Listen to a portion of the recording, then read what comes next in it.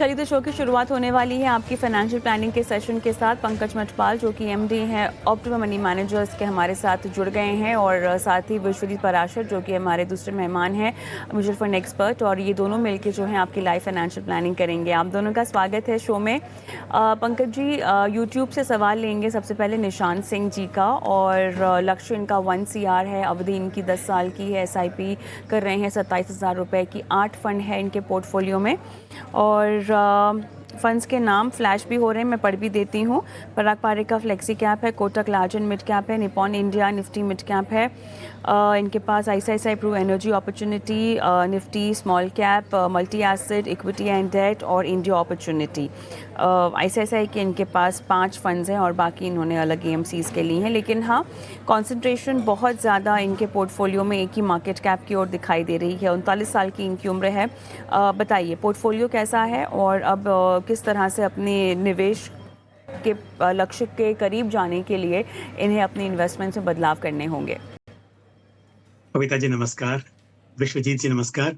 कविता जी, आपने शुरुआत में कहा कि एक ही फंड हाउस की बहुत सारी स्कीम है, और ये बिल्कुल सही नहीं है मेरे हिसाब से कि एक ही फंड हाउस में इतना कंसंट्रेशन होना चाहिए। हालांकि हम देखते हैं कई बार कि बड़े फंड हाउसेस जैसे SBI, HDFC, ICICI प्रूडेंशियल, इस तरह के फंड हाउसेस में नहीं है। पर फंड हाउस कोई भी हो, उनकी फिलॉसफी, उनकी जो स्ट्रेटेजी होती है एक फंड हाउस की, वो करीब करीब एक जैसी रहेगी सभी फंड्स के लिए।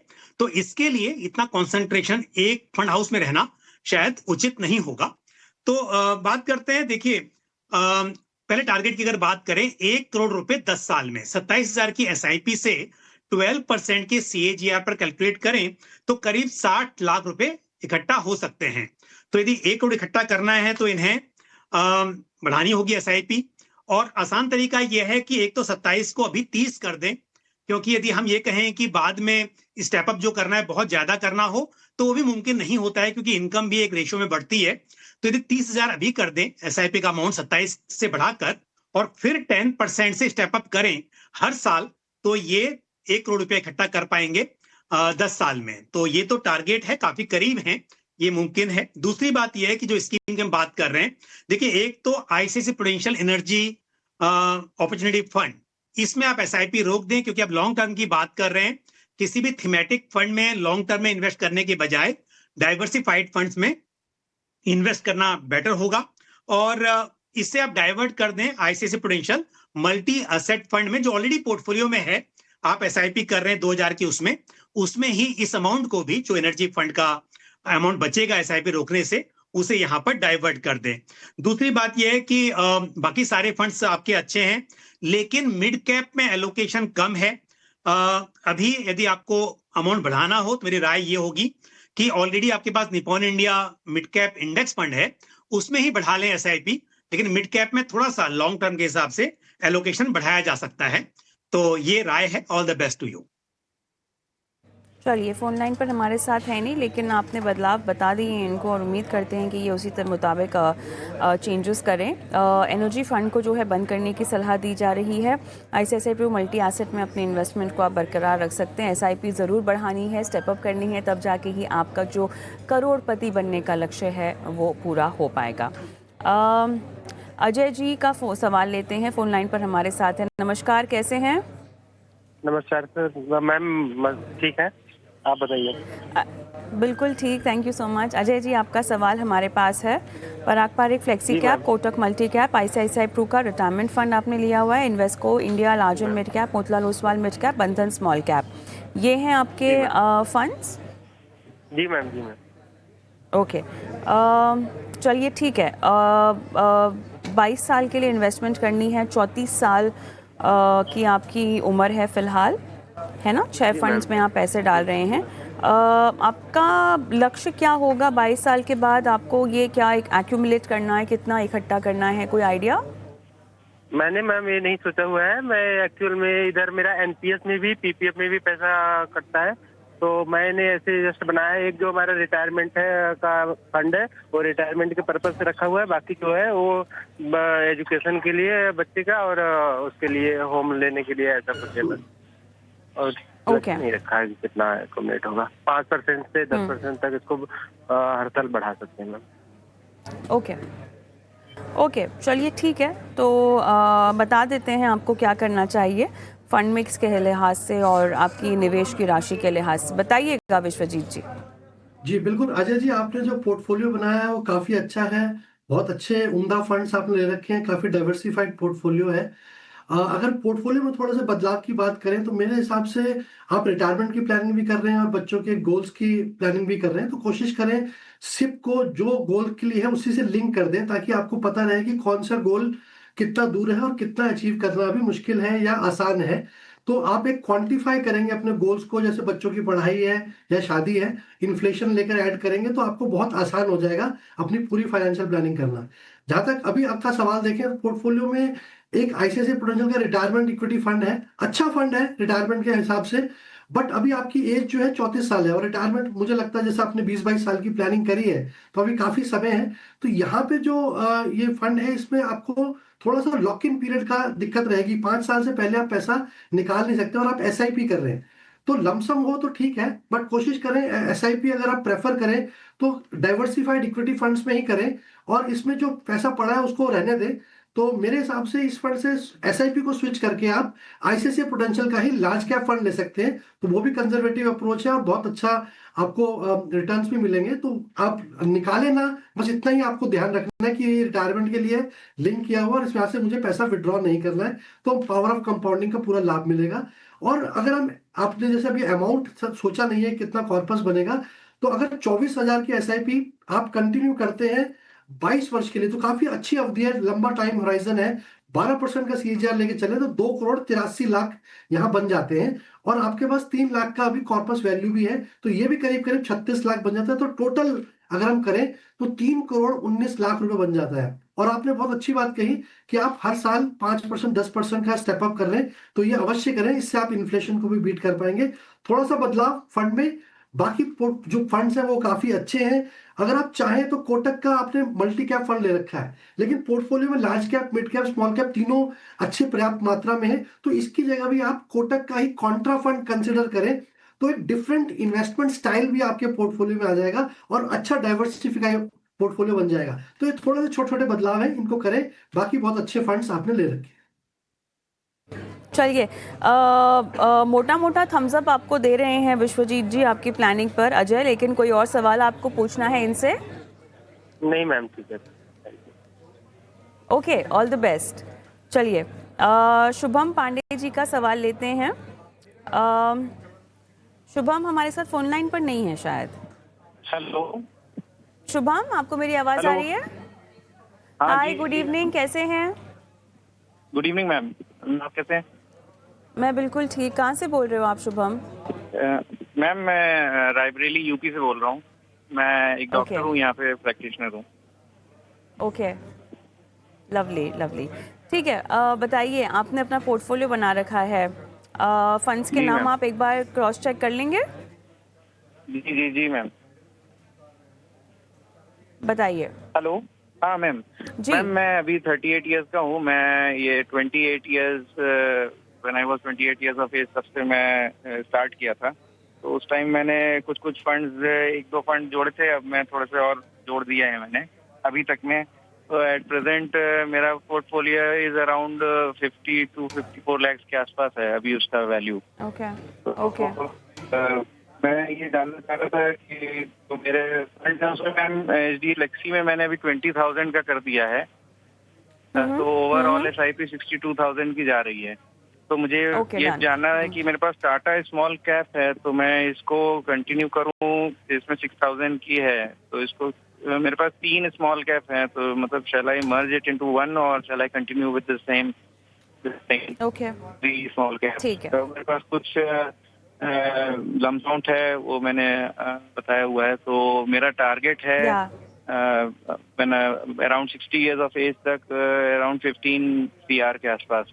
तो Okay, मैं इस got तरह से थोड़ा सा टॉपअप भी करते रहता हूँ। मेरा प्लान है टॉपअप करते रहना। मैं परसेंटेज वाइज मैं नहीं करता, बट अगर कहीं से कुछ कोई फंड मिलता है कोई अमाउंट, तो फिर मैं उससे टॉपअप करता हूँ। तो मेरा टारगेट है अराउंड 3 to 4 lakhs तक का मैं टॉपअप ईयरली कर सकता हूँ। तो am I on the right track और नॉट?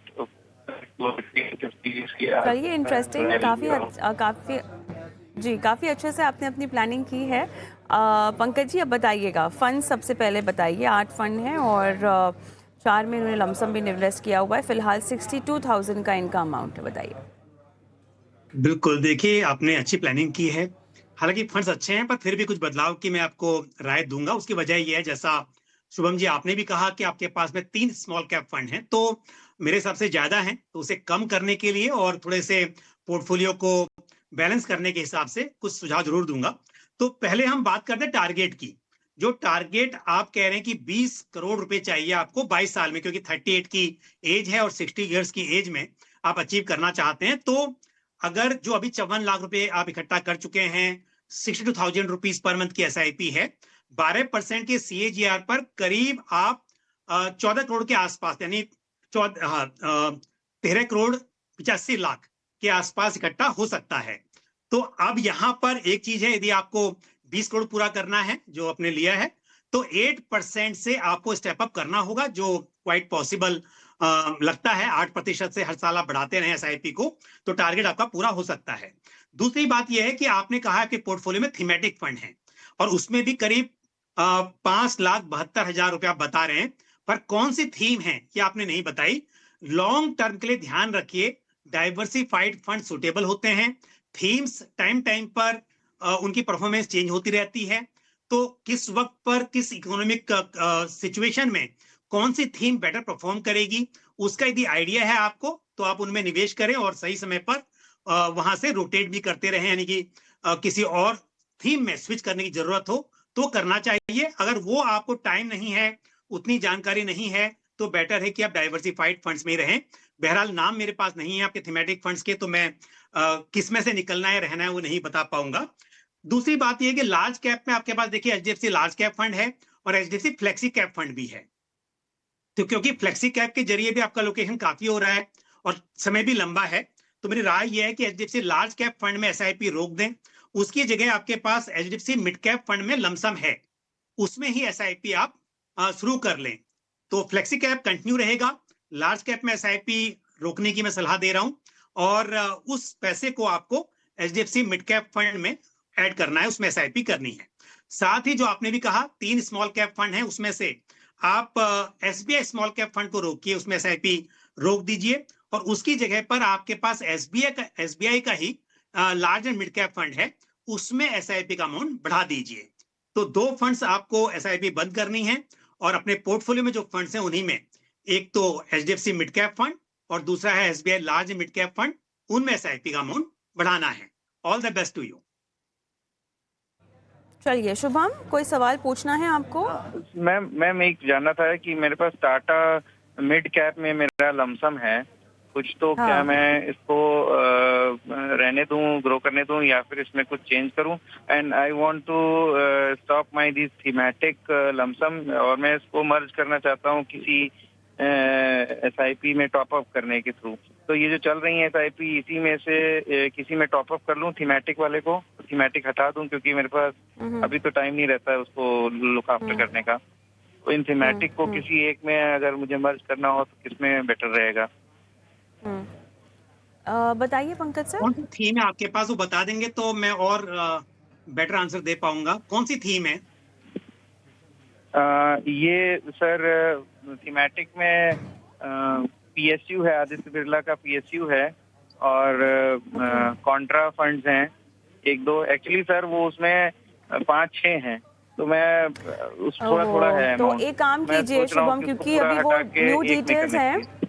शुभम, क्योंकि वो न्यू डिटेल्स हैं तो मेरे ख्याल से पंकज जी के पास नहीं होंगी, तो आपसे मैं यही रिक्वेस्ट करती हूँ कि आप इन थीमेटिक फंड्स की डिटेल्स हमें दीजिएगा। हम जो एक्सपर्ट होंगे उस दिन लाइव आपको सलाह दिलवाएंगे। तो फिलहाल जो आपने हमें जानकारी भेजी है उसके तहत तो आपको ये सलाह दी जा रही है। बाकी और स्पेसिफिक सवाल के लिए आप जो है अपने थीमेटिक फंड्स की डिटेल्स हमें दे सकते हैं। आगे बढ़ते हैं और विश्वजीत जी, सुब्रत साहू का सवाल लेंगे आपके लिए। Bandhan small cap, Motilal Oswal mid cap, Parag Parekh flexi cap, Kotak multi cap इनके पोर्टफोलियो में है। लक्ष्य है 1 करोड़ 20,000 की फिलहाल एसआईपी चल रही है। 15,000 रुपये और बढ़ाने की योजना भी है अपने एसआईपी अमाउंट को। 10 साल तक जो है ये इन्वेस्टमेंट करना चाहते हैं और फिलहाल ये 4 फंड हैं वेल डाइवर्सिफाइड अप्रोच मैं कहूँगी इन्होंने अपना तो रखी है, बताइएगा फंड्स को लेकर आप क्या सलाह देंगे?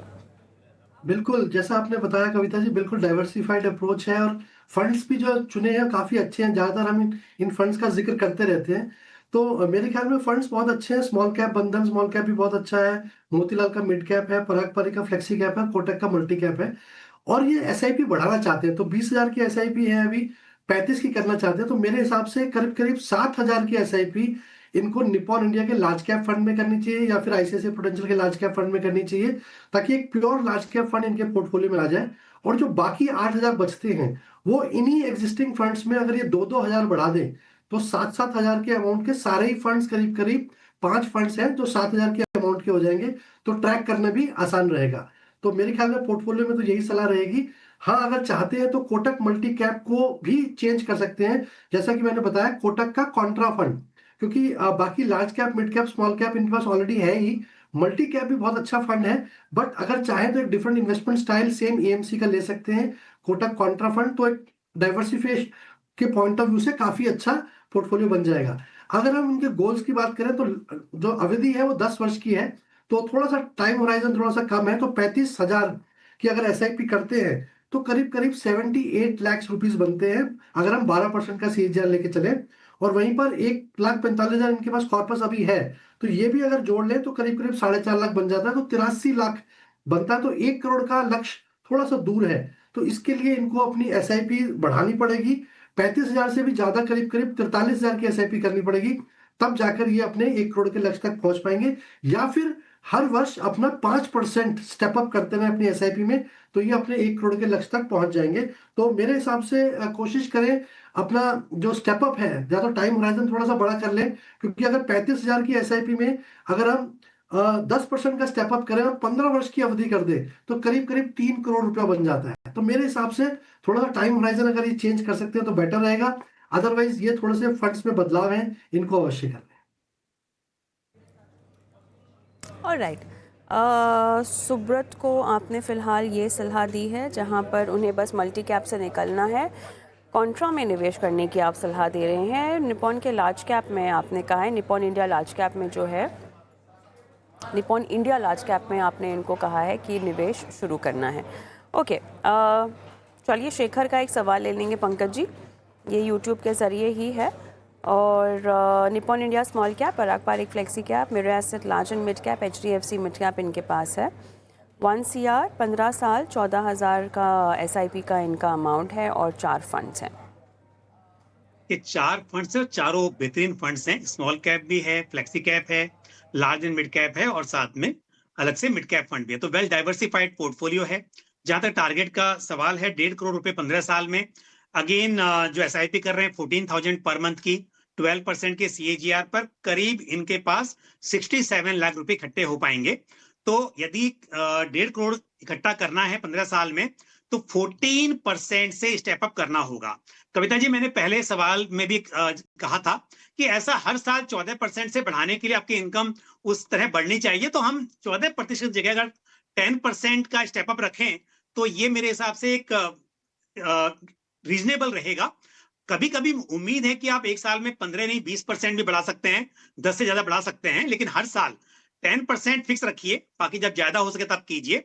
तो एक और कैलकुलेशन है कि ये 14,000 की जो एसआईपी है इसे बढ़ाकर इस वक्त पर 18,000 कर दें और फिर हर साल 10% से स्टेप अप करते रहें, तब भी कैलकुलेशन निकल कर आती है कि 15 साल में 1.5 करोड़ रुपया इकट्ठा हो सकता है। तो ये मेरे हिसाब से बेटर ऑप्शन है। और नया फंड ऐड करने की बजाय आप इन्हीं फंड्स में अमाउंट बढ़ा सकते हैं, क्योंकि सभी तरह के फंड्स आपके पास में हैं। नया फंड ऐड करने की जरूरत यहाँ पर नहीं लग रही है।